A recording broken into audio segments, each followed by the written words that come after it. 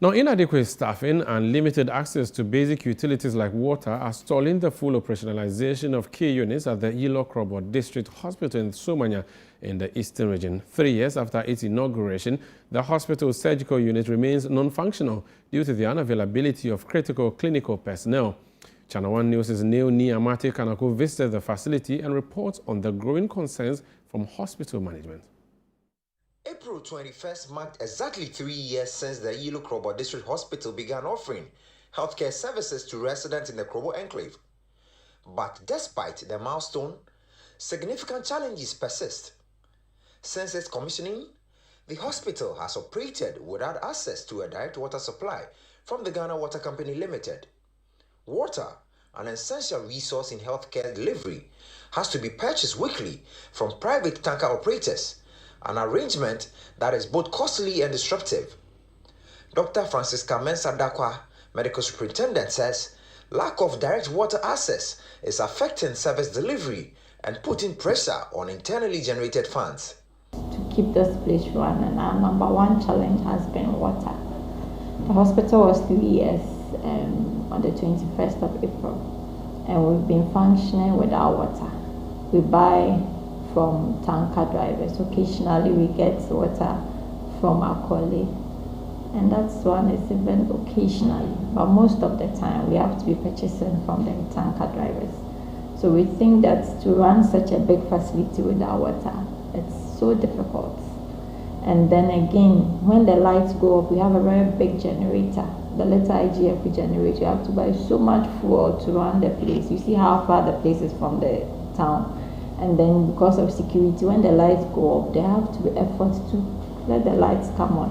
While the hospital is fairly equipped in terms of logistics, management says maintenance remains a major hurdle due to limited technical support and funding.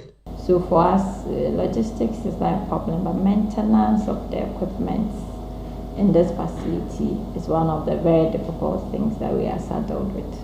So I think that if we need support, probably that is where we will need a lot of help. If the government can get some specific companies who can come in and do this maintenance at some agreed cost, so that it doesn't, run down all our IGF, it will help. Currently, the hospital runs with 124 clinical staff and 33 non-clinical personnel.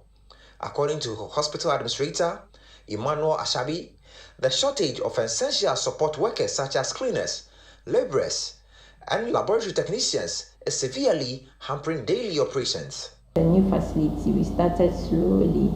I think the numbers are going up and we need to beef up our human resource. We've written our needs, and then we are hoping that whenever the opportunity comes, nurses, other paramedical staff, we will be remembered, and then clients and staff will be made available for us to be able to run. We have one more unit in the facility which hasn't started fully because we don't have staff to run those units. So we are hoping that once the human resources beefed up, at least all the units in the hospital can fully be operational by the close of the year. But perhaps the biggest concern is the hospital's surgical unit, which remains idle 3 years after the hospital's inauguration. Management attributes this to the shortage of qualified clinical personnel to run the unit. We would be happy if the government can also come in. Here the surgical block, because of lack of staff, we are not able to start using it. Now we realize that both medical and surgical cases are put together in the general bed ward. And it's a challenge.